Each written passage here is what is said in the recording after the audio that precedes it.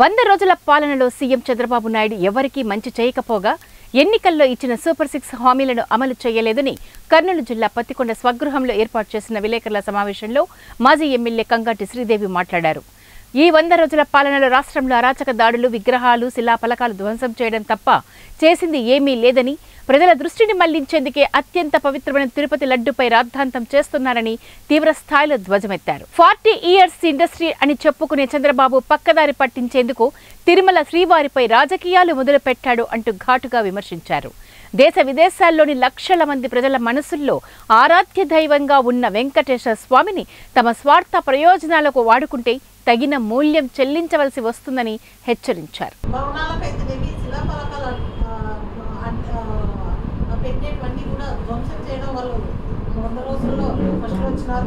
అలాగే మరి ఏ రోడ్లు వేసినా కూడా రోడ్లకి కూడా శిలాఫలకాలకు పెట్టినవన్నీ కూడా ధ్వంసం చేయడంలో కూడా దాంట్లో ఫస్ట్ వచ్చింటారేమో టీడీపీ ప్రభుత్వం. అలాగే విగ్రహాలు పలగొట్టడంలో ఫస్ట్ వచ్చింటారు.